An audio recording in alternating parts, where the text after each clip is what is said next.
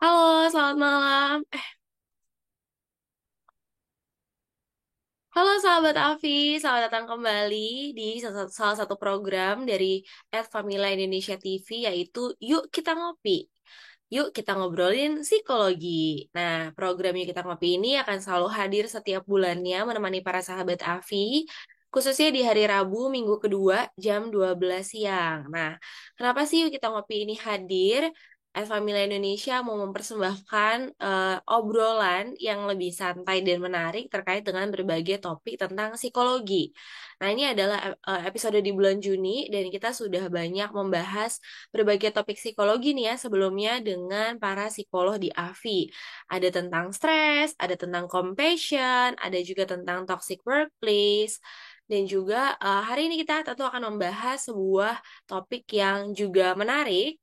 Nah, jadi hari ini kita akan membahas sebuah topik lainnya, yaitu mengenai regulasi emosi. Wah, ini kayaknya sebuah topik yang hari-hari ini lagi banyak dibahas juga dan lagi cukup banyak diproses gitu ya, atau cukup menarik bagi semua kalangan, baik untuk anak muda ataupun juga untuk orang tua. Ini terkait dengan parenting atau juga untuk para usia-usia dewasa.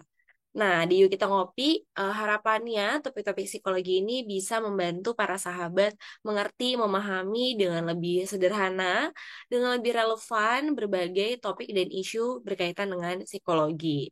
Nah, hari ini kita kedatangan satu psikolog dari AFI yang, wah ini sudah juga ini ya, jam terbangnya juga sudah luar biasa dengan klien-klien anak, remaja maupun dewasa. Karena psikolog kita yang satu ini merupakan seorang psikolog klinis anak lulusan dari Universitas Padjadjaran Bandung dan saat ini berperan menjadi koordinator AFI 2 atau AFI Karuna yang banyak bekerja sama dengan berbagai lembaga, juga tentu berpraktek sehari-hari sebagai seorang psikolog klinis anak dan remaja dan juga pendamping support group. Jadi tentu bicara soal regulasi emosi, kayaknya psikolog kita yang satu ini itu sudah menghadapi dari berbagai kalangan dan kelompok usia juga nampaknya nih ya. Kalau gitu kita langsung panggilkan dan kita langsung menyapa saja psikolog Tita. Halo. Halo sahabat Afi, halo Kak Putri, senang sekali boleh diundang dalam acara Yuk Kita Ngopi ya. Wah, seru banget nih kayaknya pembahasan kita juga ya Kak pada saat ini gitu ya. Iya, betul. Terima kasih juga sih kalau Tita sudah main-main gitu ya ke Yuk Kita Ngopi dan malam ini dan eh, sekarang kita akan membicarakan tentang satu topik yaitu regulasi emosi yang sebetulnya kalau kita dengar itu cukup luas gitu ya. Psikologi tadi tentang emosi itu kayaknya kalau kita lihat dan kita dengar-dengar sekarang tuh nggak ada habisnya nih pembicaraan dan gimana para psikolog dan para edukator juga kayaknya mengupas tentang emosi.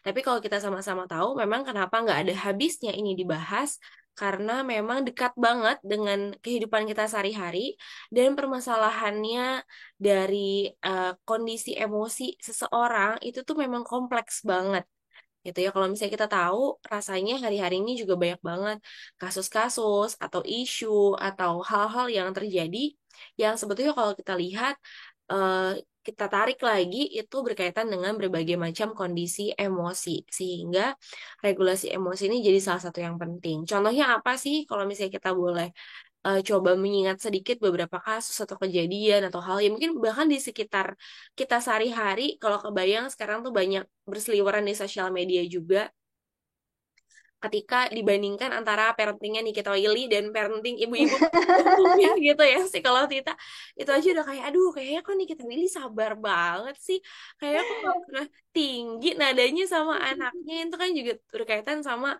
bagaimana sih sebenarnya sebagai orang tua kita bisa meregulasi emosi kita atau juga misalnya kalau pada anak-anak atau pada remaja atau pada anak-anak yang sudah beranjak dewasa kita juga ini banyak banget nih kasus-kasus terkait dengan bullying tuh juga lagi banyak banget ya psikolog Tita. Jadi itu juga salah satunya bisa jadi tentu tidak single factor karena emosi saja, tapi faktor emosi juga ada di dalamnya.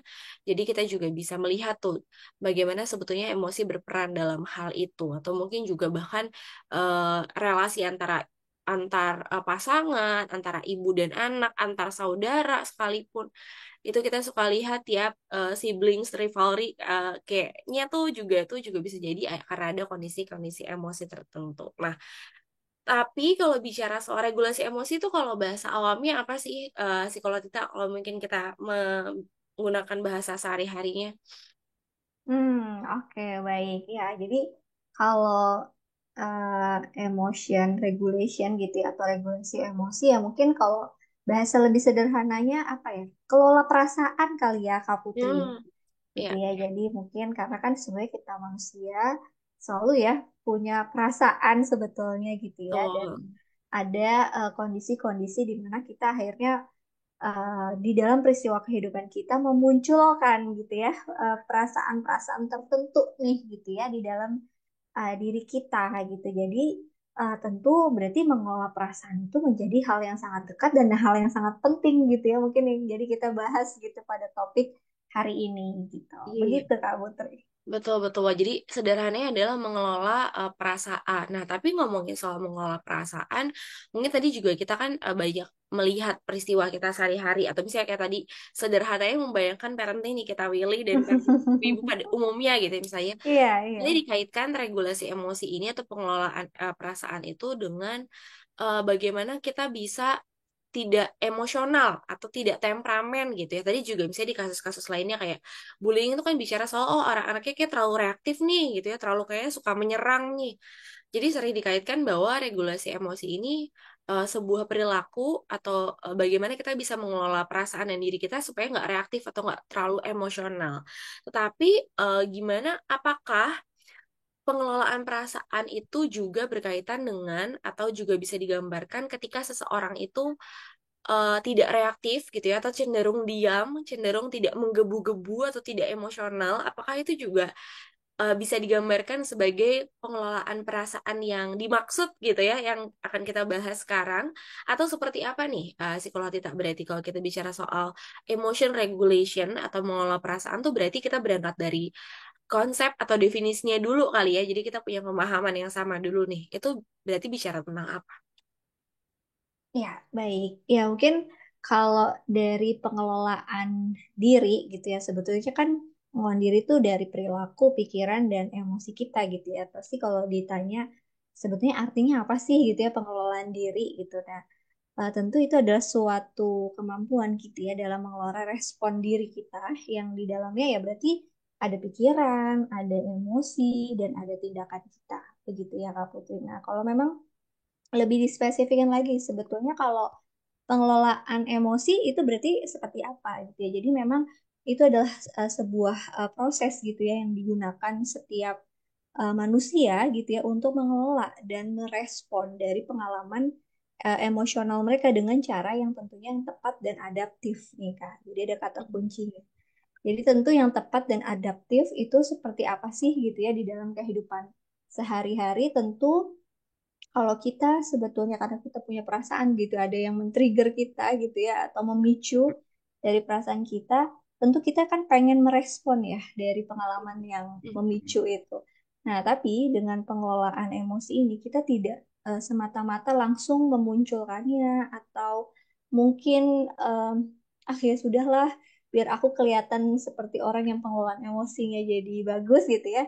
Lebih baik aku kayak pendam gitu ya. Nah, tentu kan sebetulnya pengelolaan emosi itu bukan berarti hanya yang penting terlihat tenang gitu ya, tapi juga bagaimana kita mengelolanya supaya kita tuh menampilkannya tuh benar-benar diproses dengan tepat dan adaptif gitu. Jadi ada sesuatu tujuan atau harapan yang sesuai dari lingkungan juga, gitu Kak Putri.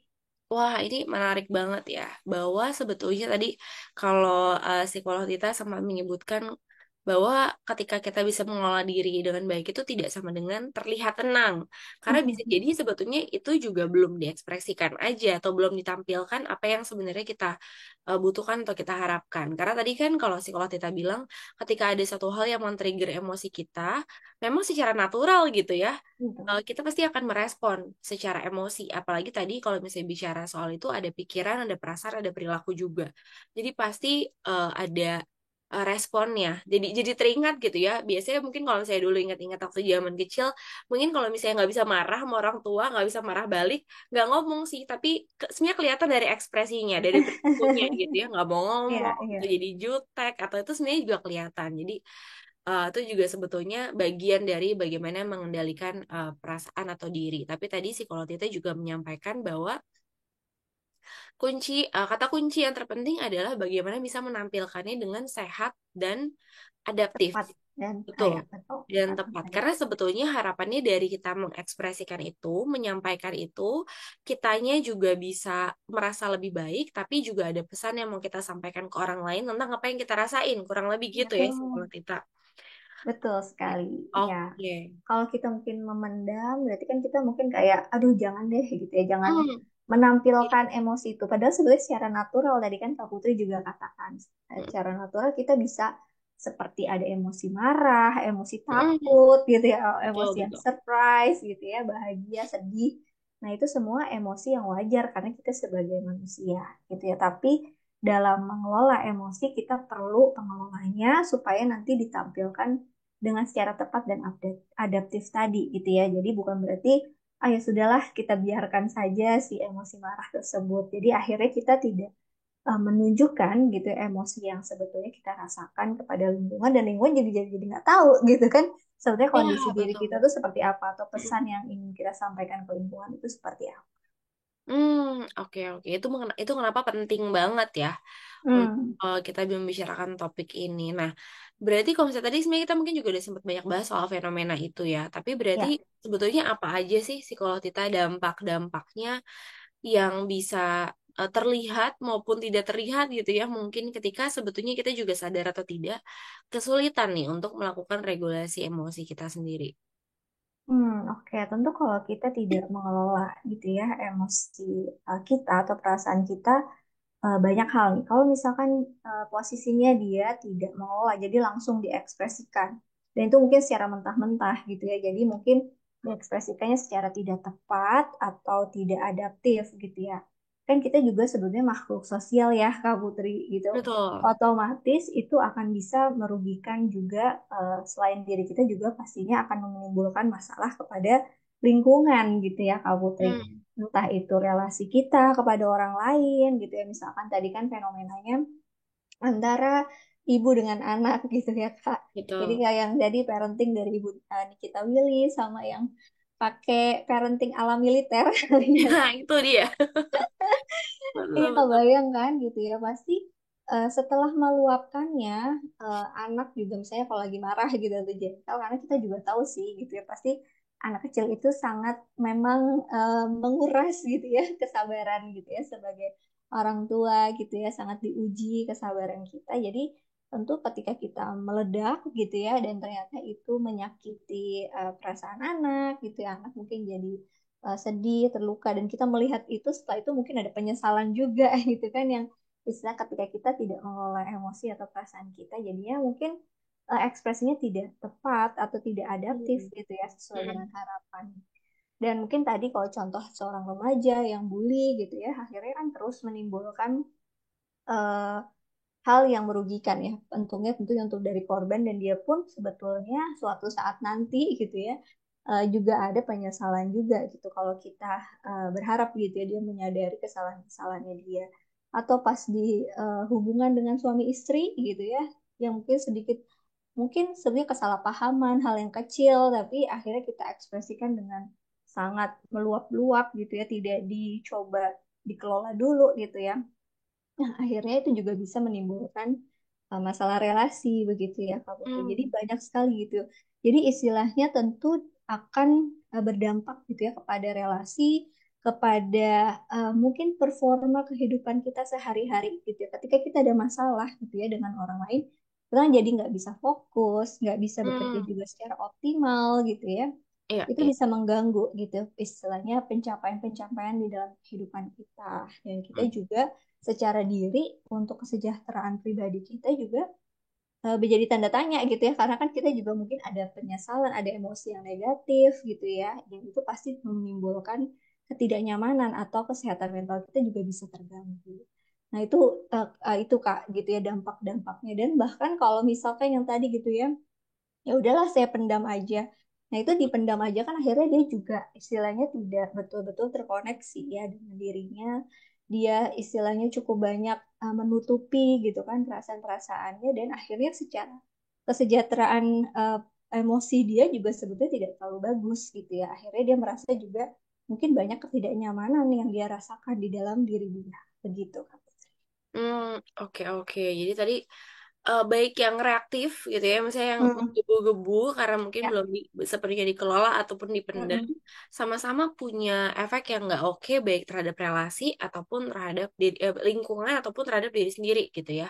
Hmm. Bahwa kalau terhadap lingkungan, relasi kita dengan banyak orang di sekitar kita bisa jadi nggak oke, atau juga kepada diri kita sendiri, performa kita pun sebagai dengan berbagai peranan kita jadi nggak oke juga ya, entah itu sebagai pelajar, sebagai pekerja, sebagai ibu, sebagai istri, sebagai suami, sebagai teman, sebagai siapapun itu, sebagai anak juga gitu ya, misalnya itu juga jadi nggak oke.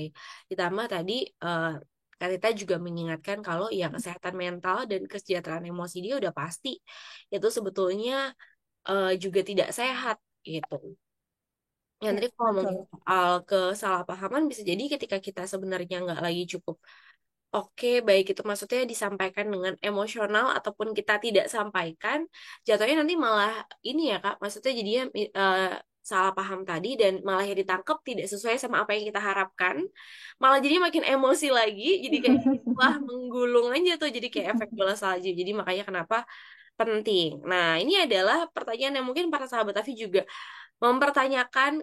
Jadi kalau tadi udah bahas kan itu tuh penting, itu tuh krusial, itu tuh ada bahayanya, ada dampak-dampak yang tidak baiknya. Jadi gimana? Nah, ini kayaknya pertanyaan besarnya gimana kita bisa melatih diri atau apa sih yang perlu dilakukan untuk kita bisa meregulasi emosi atau mengendalikan diri kita.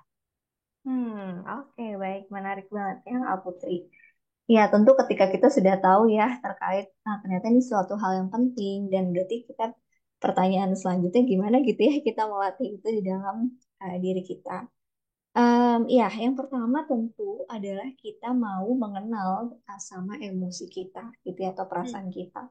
Dengan kita tidak mengenal gitu atau tidak menyadari, tentu akan lebih sulit gitu ya terkait dengan gimana mengelolanya gitu. Orang kita aja nggak tahu gitu ya sebetulnya apa sih yang saya rasakan gitu kan. Kalau ditanya gimana perasaanmu, ya gitu deh gitu ya, gitu kan, Iya, ya gitu deh betul. itu apa gitu kan. Sering banget tuh ya Kak kesulitan kayak gitu tuh ya.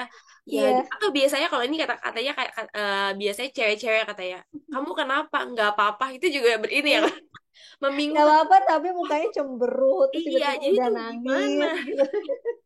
Betul, betul. Nah, akhirnya kan itu menjadi hal yang menyulitkan untuk diri kita Mm-mm, sendiri ya gitu. Ini mm-mm, kalau misalkan saya coba ibaratin tuh kayak mengendarai suatu kendaraan kan ada speedometer ya Kak gitu kan. mm-mm, mm-mm, Nah, kalau speedometer kan sebetulnya untuk mengetahui sebetulnya tuh kecepatan saya tuh lagi berapa gitu kan Kak. Kalau mm-mm, misalnya kecepatannya lagi tinggi ya berarti kita gimana caranya agak menurunkan gitu ya. Kalau kecepatan kita lagi rendah, oh ini kayak terlalu lambat kah gitu ya, supaya sesuai kan dengan standar yang tadi adaptif tadi gitu ya, sesuai dengan harapan dari lingkungan sosial gitu kan, supaya yang kita tampilkan itu sesuai gitu ya apa yang kita inginkan tampilkan, dan lingkungan itu juga pas lah gitu. Nah, kalau misalkan kita sendiri aja nggak kenal sama perasaan kita, itu tentu akan sangat menyulitkan gitu. Kita nggak tahu itu saya tuh lagi kecepatan atau kelambatan gitulah. Kalau misalkan kita analogikan tadi ya dengan mengendarai mobil, sama ini tuh sebenarnya saya tuh lagi apa gitu, emosi saya tuh apa gitu kan. Tentu semakin blur, kita juga semakin bingung karena kan kelola emosi itu sepertinya kan kita tuh mengelola dengan mengarahkannya gitu ya. Nah, mm. arahnya itu yang kita jadinya nggak tahu mau harus dibawa Oke. kemana Mm, gitu ya Kak. Kalau semakin kita nggak tahu, jadi kita harus belajar banyak nih. Kalau emang ketika kita nanya sama dia tuh perasaan tuh apa ya, aduh bingung deh ngejelasinnya, itu berarti PR yang lebih banyak adalah kenali dulu gitu ya emosi kita atau perasaan kita. Caranya sih cukup banyak gitu ya sebetulnya. Kalau emang kita ada em, hal yang mungkin kita belum bisa nih nyebutin gitu ya, misalkan emosi kita seperti apa, tapi apa aja sih gitu yang kita itu terus muncul gitu, atau kita kayak mengobservasi oh aku nangis, nah nangis itu mungkin kan lebih deket dengan emosi apa gitu ya, itu Hmm. harus cukup jelas gitu ya. Jadi bahkan mungkin dalam satu peristiwa menimbulkan beberapa emosi, nah itu juga harus dikenali juga. Oh asal ternyata tuh aku tuh sampai nangis gitu. Oh nangis apakah aku sedih kah gitu ya? Atau bukan hanya sedih gitu ya. Jadi kita bertanya aja, apakah aku marah? Emang kenapa aku bisa marah gitu. Jadi tidak hanya mungkin berhenti kepada mengenal atau mengidentifikasi emosi kita gitu ya. Tapi kita juga harus betul-betul tahu proses kenapa kita bisa punya emosi itu juga akan lebih baik gitu ya. Semakin dalam kita kenal emosi kita akan semakin memudahkan gitu ya untuk kita kelolanya itu seperti apa. Gimana? Berarti kan kalau misalnya saya tuh sedih, kok saya melihat kok intensitas sedih saya tuh terlalu panjang gitu ya, atau terlalu dalam, durasinya juga panjang, frekuensinya kok berkali-kali muncul, baik di pagi, siang, sore, malam gitu. Itu kan akan lebih kita bisa sadar. Berarti apa yang mau kita ubah gitu, apa yang mau kita kelola supaya menjadi apa gitu ya. Nah, jadi yang kedua selain kita mengenali perasaan kita, kita juga perlu yang namanya menetapkan tujuan gitu ya. Jadi ketika kita mau ngelola emosi, misalkan uh, kita sebagai orang tua, terus kita udah observasi gitu ya, udah menyadari kok emosi saya tuh lebih banyak marah ya kepada anak gitu ya. Lihat misalkan saya ngelempar barang, saya pakai nada tinggi gitu-gitu kan. Terus memang saya tuh paling bikin saya marah tuh dengan anak tuh seperti apa gitu ya. Misalkan, oh kalau anak itu tidak mau makan atau apa segala macam. Itu sebetulnya pengenalan emosi. Nah, kira-kira apa harapannya dengan emosi yang kita eh, kita inginkan atau yang kita rasa itu adalah sesuatu ekspresi emosi yang tepat dan adaptif tadi gitu ya. Kalau kita misalkan lihat, oh parenting Nikita Willy itu kayaknya cukup oke, berarti kalau mungkin tidak akan sama gitu ya dengan orang lain gitu ya seperti Nikita Willy, tapi kita melihat oh gimana caranya orang itu mencoba menetapkan suatu tujuan. Oh kalau misalnya anak lagi nggak sesuai kita harapin atau dia lagi males makan apa sih gitu, oh berarti yang ditampilkan adalah perasaan yang lebih sabar gitu ya atau seperti apa gitu. Berarti itu ada suatu tujuan. Jadi itu ada arahnya gitu ya untuk kita mengelola emosi. Lalu yang selanjutnya adalah kita mencoba untuk memonitoring. Ya, jadi kita udah tahu nih gitu kan goal kita itu apa gitu. Saya ingin lebih bisa mengekspresikan emosi walaupun saya marah, tapi nadanya kalau bisa tuh tidak setinggi itu, tidak sampai melempar barang, itu kan suatu goal gitu ya yang kita tetapkan. Nah, tapi kita juga harus monitoring nih. Wah, ternyata pas anak tiba-tiba mecahin barang nih gitu kan. Kita udah gemes banget gitu ya Ya, misalkan. ya. Terus kita ingat dulu nih, nah monitoring adalah kita mencoba menyadari apakah kita itu sudah sesuai dengan track kita atau enggak.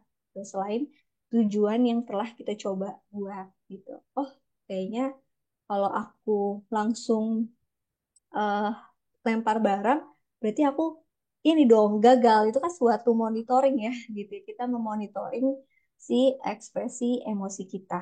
Nah, itu adalah hal-hal yang bisa kita lakukan dan selain itu adalah memang perlu energi nih Kak Putri gitu ya untuk kita bisa menahan impuls atau dorongan diri kita nih gitu. Mungkin udah menggebu-gebu gitu ya.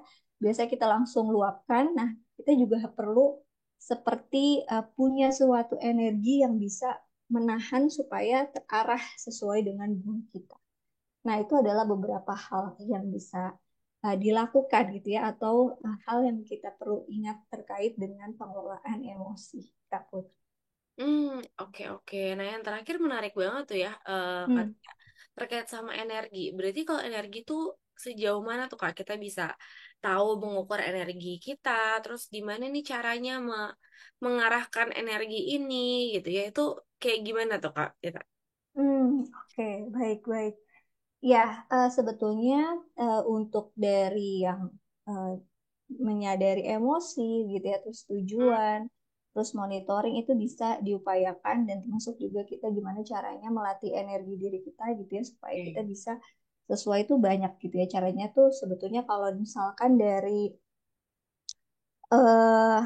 monitoring aja. Monitoring kita bisa lakukan juga dengan journaling gitu ya, Kak Putri. Gitu. Hmm. Jadi misalkan di journaling kita nulis kalau misalnya hari ini gitu, saya udah responnya gimana ya kepada anak saya gitu kan. Terus hari berikutnya dan selanjutnya, terus kita banding-bandingkan gitu ya. Oh, adakah perubahan atau enggak? Itu sebenarnya suatu hal monitoring ya yang bisa kita lakukan. Nah, kalau energi ini gitu ya, misalkan ya, kalau kita lagi hmm, kecapean gitu ya, kalau lagi habis kecapean secara energi fisik, kira-kira kita biasanya lebih sensitif atau enggak? Mungkin pertanyaan dulu nih Kak Putri. Kalau misalnya lagi capek nih, habis jalan nih gitu kan, terus diajak ngobrol-ngobrol, apakah kita tuh lebih jadi lebih sensitif gitu, jadi kayak disuruh mikir ini mikir itu pada kita lagi ngos-ngosan tuh ceritanya, gimana tuh Kak Putri, Itu udah apakah pasti lebih biasa, biasanya sih senggol bacok ya kak katanya. Serem banget, betul. tapi maksudnya lebih mudah lah ya karena kan lagi nggak punya energi banyak untuk menanggapi, mungkin ya untuk aduh ngasih effort lebih atau aduh untuk mikir atau misalnya buat ngeladenin atau yang kayak gitu-gitu, biasanya kan memang energinya lagi nggak optimal, jadi lebih mudah terpancing biasanya ya Kak Tita. Iya betul ya, memang energi kita ada energi fisik maupun energi mental gitu ya Kak, dan itu dua-duanya sangat mempengaruhi juga terkait dengan bagaimana kita mengelola emosi gitu ya. Jadi semakin kita tidak punya energi itu, kita juga akan susah nih walaupun kita udah tahu tujuan kita tuh apa gitu ya. Kok tapi kok eh, gagal lagi gitu ya Kak gitu ya. Jadi memang ada hal yang di dalam diri kita yang juga perlu diingat gitu. Kita perlu yang namanya melatih supaya energi kita itu bisa diarahkan untuk mengelola si emosi kita. Nah, jadi makanya kayak tidur cukup gitu ya. Itu juga bisa dilakukan sebetulnya dengan Oke. pola hidup yang sehat gitu ya, secara energi fisik. Kita tuh dalam kondisi yang optimal lah gitu atau prima gitu. Jadi sehingga ketika kita ada sesuatu yang men-trigger atau memicu gitu ya untuk emosi kita tuh, kita jadi kayak lagi punya banyak tenaga lah gitu ya untuk bisa menahan, mengelola dulu, dipikirkan dulu, ingat dulu goal kita. Itu kan sebetulnya butuh energi ya dengan proses Betul. itu. Jadi kalau lagi kecapean, kalau lagi kurang tidur, lagi kayak linglung, itu tuh biasanya agak susah. Gagal lagi gitu ya, Kak. Nah, itu pertama dari energi fisik. Atau mungkin secara energi mental, kita berlatih untuk berjeda kah gitu ya dalam kehidupan. Jadi Ah, nggak oke. kayak digas terus gitu ya kalau kendaraan. Jadi kita bisa boleh melakukan relaksasi beberapa waktu di dalam seharian ini gitu, karena Hmm, 24 jam kalau kita lakukan nonstop tuh kayak mesin tuh panas gitu ya. Kalau betul. mesin mesin panas itu juga kayak senggol bacok gitu ya. Jadi Berasap ya kak biasanya. berasa walaupun tahu aduh saya tuh mau kayak parenting yang seperti ini tapi kenapa gagal terus ya, kalau memang kita secara energi, pengelolaan energi mental atau psikis kita juga kurang oke, itu juga bisa menggagalkan juga gitu ya terkait dengan pengelolaan emosi. Jadi boleh ya berjeda, lakukan relaksasi gitu ya. Dan kita juga bisa berlatih apa mindfulness gitu ya, benar-benar hidup untuk saat ini gitu ya. Karena kalau kita terlalu cemas dengan hal yang belum terjadi atau memikirkan terus yang lalu gitu ya, jadi kewaspadaan atau alert kita tuh terhadap hal-hal yang lagi memicu emosi kita tuh jadi berkurang gitu kan. Gitu. Jadi bisa banyak sekali gitu ya, hal yang bisa kita lakukan untuk melatih. Jadi ini sebuah proses belajar yang nggak tiba-tiba langsung bisa. Emang harus latihan terus supaya sesuai gitu ya ekspresi emosi kita supaya bisa tepat dan adaptif tadi. Begitu Kak Putri. Hmm, oke oke. Wah jadi memang memang kompleks gitu ya Kak Tita. Jadinya kenapa memang ini perlu dilatih terus-menerus. Tadi psikolog Tita udah sampaikan ke kita kalau perlu mengenali dulu, perlu menetapkan tujuan karena biasanya tujuan itu yang membuat kita terus bergerak. Kalau misalnya tadi eh Kak Tita pakai apa perumpamaan kendaraan yang ada speedometernya. Kalau emosi itu adalah speedometer kita, mungkin tujuan itu adalah bahan bakarnya ya Kak. Jadi kita Hmm, tahu nih apa yang membuat kita terus bergerak, apa yang membuat kita terus ngegas atau kita mesti ngerem, itu juga bergantung sama kita punya bahan bakarnya nggak untuk kita menggerakkan itu gitu. betul, Untuk betul. mengusahakan si melatih diri mengelola emosi tadi. Dan tadi yang cukup penting juga sebetulnya adalah monitoring. Yang tadi kalau misalnya dilihat sebenarnya monitoring itu juga jadi bagian dari sebuah ini kalau kita bisa lihat sebagai sebuah cycle, monitoring itu juga sebetulnya membantu kita untuk proses mengenali ya Kak, ketika kita menuliskan atau misalnya tadi journaling soalnya salah satunya makanya kenapa menulis, Iya. atau misalnya kita melihat kembali oh sebenarnya ya sudah aku lakukan seperti apa, atau hari ini kenapa sih kok kayaknya perasaannya nggak enak banget, kita juga Hmm. monitor tuh kira-kira ada peristiwa-peristiwa peristiwa apa sih yang ternyata cukup mudah membuatku merasa lelah, merasa marah, merasa kayaknya sensi banget gitu ya. Tapi apa juga hal-hal yang kayak membuat hari ini kok moodnya oke nih kayaknya. Jadi cukup bisa punya energi untuk mengelola itu juga. Jadi bisa ke-track juga ya lewat monitoring itu. Dan tadi apa namanya a good reminder banget dari psikolog kita terkait dengan energi, tidak hanya energi fisik tapi juga energi emosional kita. Ya untuk menjalankan ini semua betul tadi butuh energi, butuh proses berpikir, kita butuh mencari ini tuh nama emosinya apa ya, itu kan butuh berpikir pun kita butuh punya energi. Jadi butuh ada hal-hal yang dilakukan supaya kita tahu cara merecharge energi kita. Karena sama seperti handphone, kalau tadi kita pakai perumpamaannya kendaraan, mungkin kalau kayak handphone juga, kalau handphone kita nggak ada baterainya kan kita nggak bisa dipakai buat apa-apa ya gitu ya. Mau nelfon susah, mau WhatsApp aja biasa kalau WhatsApp call terus baterainya habis suka ada peringatan tuh nggak bisa dipakai lagi gitu kan, mau mati. Ya sama sebetulnya kayak kita sebagai manusia, kalau kita udah mulai low battery, ya emang harus dicas lagi, dan itu kita yang tahu sendiri kapan kira-kira kita butuh ngecas diri kita sehingga punya energi yang cukup dan bisa berfungsi dengan baik lagi pada akhirnya dengan segala peranan kita lagi itu.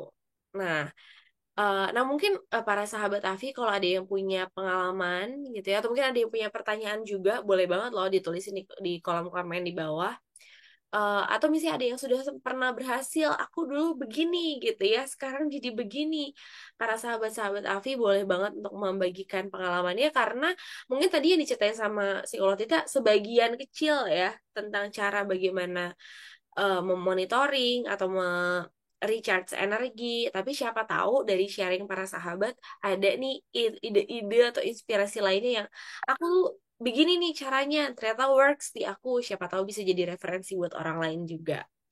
Nah, kalau kita udah tadi ngebahas soal dari awal dan udah how to-nya gitu ya, gimana caranya melatih itu, emang sebetulnya Kak, seberapa sih, dan dari kita udah ngomongin kalau itu penting banget, penting banget, penting banget. Emang seberapa pentingnya sih Kak, dan apa manfaat yang mungkin akan kita dapatkan ketika kita bisa berprogres membuat pengelolaan diri dan pengelolaan emosi kita jadi lebih baik.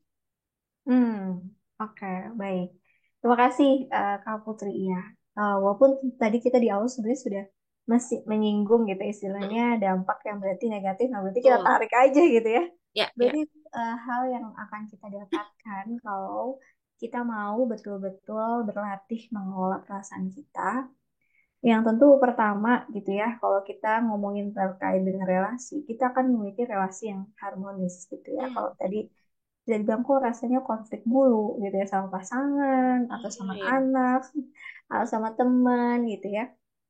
Ya, jadi pastinya hidup dengan konflik, siapa sih gitu ya yang bisa betul-betul nyaman gitu ya. Padahal itu adalah hal yang sebetulnya menakutkan lah gitu ya bagi setiap orang sebetulnya dengan hidup di konflik gitu kan Ya, gitu. Jadi ya. yang kita tahu, kita menjadi makhluk sosial tentu kehidupan yang damai gitu, kehidupan yang harmoni itu adalah sesuatu yang kita idamkan. Kalau misalnya kita tidak ngelola gitu ya, pastinya kan kita jadinya menimbulkan masalah-masalah lah di dalam kehidupan kita, dan lambat laun kita juga akan merasa kita mungkin tidak memiliki seseorang yang bisa cukup nyaman dekat dengan kita Hmm. gitu kan, Ya, yang itu ya. pastinya relasi juga jadi tidak oke. Jadi tentu dengan kita punya kemampuan emotion regulation atau regulasi emosi itu adalah kita punya relasi yang harmonis. Lalu yang selanjutnya adalah kita itu tentu dengan kita bisa mengelola emosi kita, jadi kita juga menjaga energi kita tuh supaya tidak bocor lah gitu ya kemana-mana. Kita Mm-mm. bisa betul-betul mengefektifkan atau efisien secara energi kita juga. Jadi kita tidak Iya. membuang-buang lah misalnya aku kesel terus akhirnya dipendem tapi dipikir terus kan lama-lama bocor gitu ya. Dia secara Oke, energi kita. iya, iya, iya. Nah itu juga pasti akan mengganggu terkait dengan kehidupan dalam berprestasi juga. Gitu misalkan entah itu dalam sekolah jadi nggak fokus. Kalau misalkan Hmm. bekerja berarti kita juga kepikiran terus gitu kan sama hal-hal yang sebetulnya bisa diselesaikan gitu ya dengan segera kah gitu atau dengan cara yang lebih tepat. Nah itu kan jadinya kita nggak fokus dan akhirnya secara achievement gitu ya kita bisa saja terpengaruh. Tapi kalau dia bisa mengolah dengan emosi dengan baik, tentu dia akan punya good achievement, punya prestasi-prestasi hidup yang baik gitu ya. Nah lalu selanjutnya ketika kita punya regulasi emosi yang baik gitu ya, kita juga seperti punya kalau kita tuh namanya hidup kan ketemu masalah gitu ya Kak Putri ya. Betul.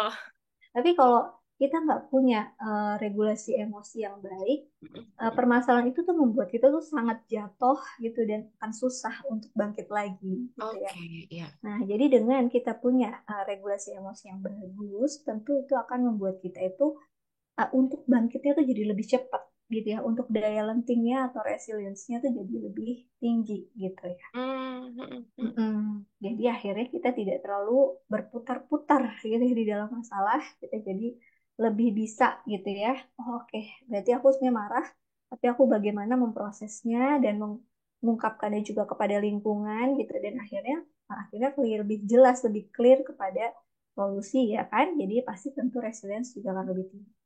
Nah, yang selanjutnya adalah punya kepercayaan diri yang lebih tinggi gitu ya. Karena kan hmm, hmm. akhirnya dia mungkin tidak punya banyak konflik atau masalah dan dia juga dipercaya sama banyak orang mungkin gitu kan akhirnya terus achievementnya juga semakin bagus tentu kepercayaan dirinya keberhargaan dirinya juga akan meningkat gitu ya Kak Putri dan yang terakhir gitu ya secara kesehatan mental atau kesejahteraan pribadi itu juga akan sangat bagus gitu ya karena tidak terlalu banyak masalah dia mampu menyelesaikan gitu ya mampu produktif mampu kontribusi juga gitu ya pasti tentu akan jauh lebih positif begitu.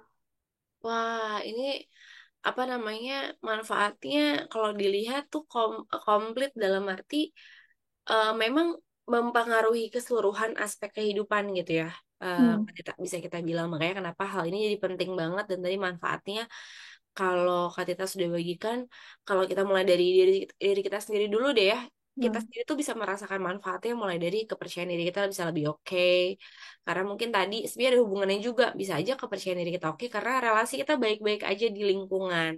Ada banyak relasi positif yang kita bangun baik dengan teman, orang tua, pasangan, rekan kerja gitu ya. Dan lalu tentu ketika kita punya regulasi emosi yang baik, kesehatan mental kita juga baik. Tadi kalau misalnya Kak Tita bilang berhubungan juga tuh bagaimana kita bisa berkontribusi di tengah-tengah lingkungan dengan berbagai peran kita.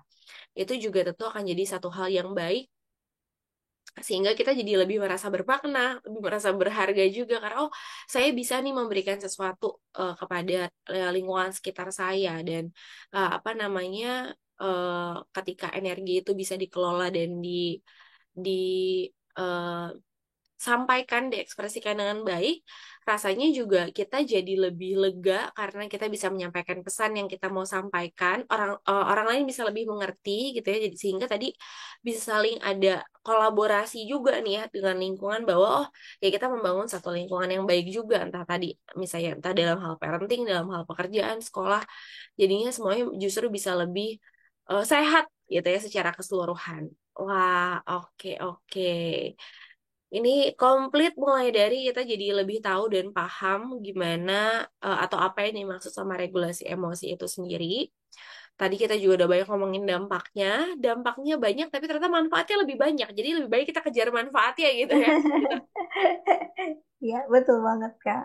Iya, dan tadi juga Kak Tita sudah menjelaskan dengan cukup detail tapi sederhana, singkat dan padat bagaimana kita bisa melatih diri kita untuk lebih baik secara emosi mulai dari kita mengenali dulu dan menetapkan tujuan kita sebenarnya apa sih yang mau kita tuju dari pengelolaan ini, lalu memonitoring secara berkala tentu saja, bisa saja tiap menit, bisa saja tiap hari, karena pasti dalam dalam apa berbagai hal yang terjadi itu cepat banget gitu ya kan dalam. Memunculkan perasaan tertentu juga gitu ya, Kak. Betul, betul. Jadi pasti nanti ada perubahan-perubahan baru lagi yang dirasakan gitu. Dan tadi yang Ya. terakhir manfaat. Dan oh tadi kelupaan satu manfaat yang penting banget dan ternyata sadar tidak sadar disadarkan oleh Kak Tita ya, dikasih reminder bahwa kita bisa punya daya daya lenting atau resiliensi yang baik juga ketika kita punya regulasi emosi yang baik, karena masalah tidak bisa dihindari dalam hidup ini, tapi yang bisa kita hadapi atau bisa kita kontrol adalah ya diri kita sendiri, bagaimana menghadapi situasi itu. Salah satunya kayak senjatanya yang bisa kita lakukan adalah melakukan regulasi emosi, mengusahakan setiap hari lah ya Kak Tita. Mungkin pertanyaan terakhir Kak Tita, ada nggak sih Kak titik di mana kita bisa bilang bahwa regulasi emosiku tuh udah baik, udah udah mentok, udah optimal banget. Ada nggak sih Kak titik itu? Oke. Sebetulnya ya mungkin ya kalau dibilang regulasi emosi ada mungkin di titik-titik karena ya kadang kalau peristiwa-peristiwanya tidak terlalu besar, tentu akan mungkin kalau dia punya kemampuan yang sudah baik gitu ya, tidak akan terlalu masalah. Tapi kan kadang peristiwa hidup itu ya kayak kesehatan mental gitu ya, bersifat dinamis juga sih Kak, gitu ya Kak Putri. Hmm, Jadi hmm, kalau tiba-tiba ternyata ada sesuatu yang sangat besar terjadi gitu ya, dan akhirnya menimbulkan emosi yang sangat intensif gitu ya kepada ya, orang itu ya. ya mungkin akhirnya dia juga berproses lagi gitu ya. Jadi mungkin dia butuh waktu lagi gitu ya untuk mengelola. Jadi bukan berarti dia gagal gitu ya, tapi mungkin dia lagi butuh waktu gitu ya untuk memprosesnya gitu ya Kak Putri. Jadi ya tentu kalau mau dilihat kayaknya saya sudah baik sebetulnya ketika kita mencoba secara objektif menilai diri kita yang manfaat-manfaat tadi itu bisa tercapai itu kan sebenarnya kayak ciri ya atau indikator kok oke saya punya masalah tapi nggak terlalu sampai kita berlarut-larut gitu ya. Terus misalkan orang kok juga cukup nyaman atau cukup dekat gitu. Kalau misalkan mereka juga ngasih feedback ke kita, oh ya karena saya juga nggak pernah dihakimi atau direspon yang sangat berlebihan gitu ya. Nah itu kan sebetulnya sebuah tanda atau ciri kalau kita punya kemampuan regulasi yang baik. Oke, nah ini berarti sebenarnya pesan yang bagus banget buat para sahabat Afi. Memang karena manusia itu kompleks dan dinamis, kita kadang-kadang juga nggak bisa menentukan satu titik di mana kita optimal banget. Karena hidup ini dinamis, tadi masalahnya ada aja. Kalau Ya. kita mungkin di usia tertentu kita merasa pada akhirnya oh sudah lebih baik nih. Tapi mungkin di masa-masa berikutnya ada hal lain yang membuat kita jadi mesti belajar lagi gitu ya. Jadi mesti Mm-mm. mengembangkan lagi nih kemampuan kita meregulasi emosi. Jadi tenang aja kalau kemarin udah baik kok, kayaknya setahun terakhir udah baik, tiba-tiba kok error lagi, ya nggak apa-apa. Berarti mungkin emang musimnya udah beda ya. Ada hal baru yang terjadi yang memang pada akhirnya butuh diproses lebih lagi. Jadi it's okay.